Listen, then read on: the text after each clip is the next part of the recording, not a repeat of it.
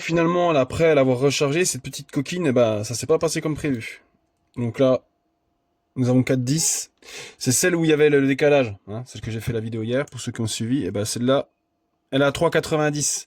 3,90, bah, ça veut dire qu'elle est montée trop vite. Et après, quand ça a rechuté, bah, ça s'est cassé la gueule.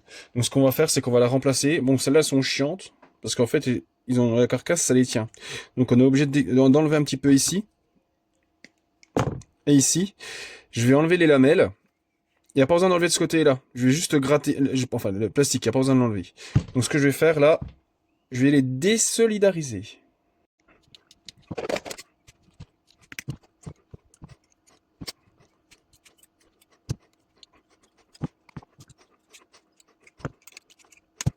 Alors, maintenant que j'ai coupé les lamelles, je vais avoir juste à pousser. Il faut faire attention de ne pas se couper, parce que les lamelles c'est tranchant, parce que je les ai pas enlevées.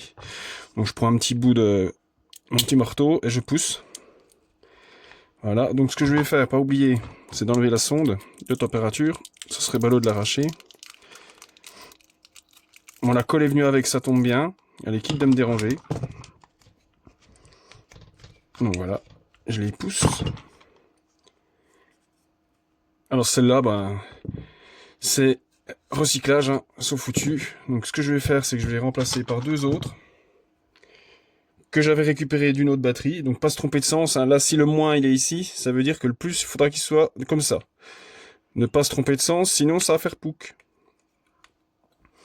Là, je vais écarter encore un petit peu là, parce que ça frotte sur la batterie. Voilà. C'est la seule façon de les refaire, se remettre des accus neuves. On va dire que celles-là, elles sont déjà fatiguées. Ben, ça va tout déséquilibrer le bordel. Pour faire au plus simple, moi j'avais acheté des bandes de nickel déjà faites, comme ça. Je vais m'en sortir 2-3. Ils sont déjà pré-découpés, je suis quitte de m'embêter à tout découper. Et à ce côté-là, on va le rappuyer comme ça. Ben, forcément, je l'ai un peu déformé, hein, ça va de soi. Et là, ce que je vais faire, c'est que je vais remettre, ben, en fait, ça ici, comme ça. Voilà. On sort le poste à souder du Seigneur, que je branche, que je sais plus comment on allume. Voilà. Voilà, je le mets aux puissances minimales, c'est largement suffisant. Pour faire un peu pareil, je leur ai donné une petite forme. Pour le fun, hein, on va dire. Donc là, ça, je vais mettre ça ici.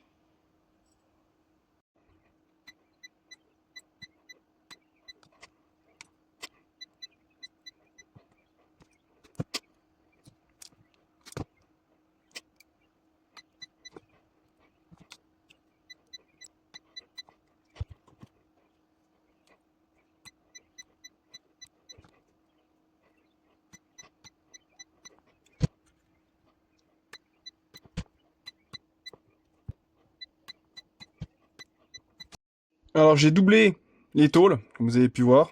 Bon, c'est pas non plus d'une finition extraordinaire, hein. Ça fonctionne. Normalement, la batterie... j'avais chargé des accus à fond. Normalement, je dois pas être loin de la vérité au niveau de la recharge et de l'équilibrage. Donc, on va voir la tension qu'elle est. 20,2. Je pense que je vais la remettre un petit coup sur le chargeur. On va regarder la tension actuelle des accus. Il y a peut-être un petit décalage. On va voir ça tout de suite. Alors, ici, 4,09. 4,07. 4,10. 4,08. 4,10. Là, je vais la mettre un petit coup sur le chargeur, puis à mon avis, on sera bon. Qu'est-ce que vous en pensez? On y a sauvé la vie? J'avais noté les résistances internes. Je vais mettre un petit bout de scotch ici pour bloquer ça au fond. Mais c'est quand même impressionnant parce que c'est les accus qui sont raccordés à la sonde de température qui lâchent le plus vite. Dans la logique, si elles ont chauffé ou quoi que ce soit, ça aurait dû faire couper la batterie. Ça aurait été à l'opposé, je dis pas. Mais là, c'est vrai que c'est pas trop logique. Donc voilà, voilà. Hey, tchuss.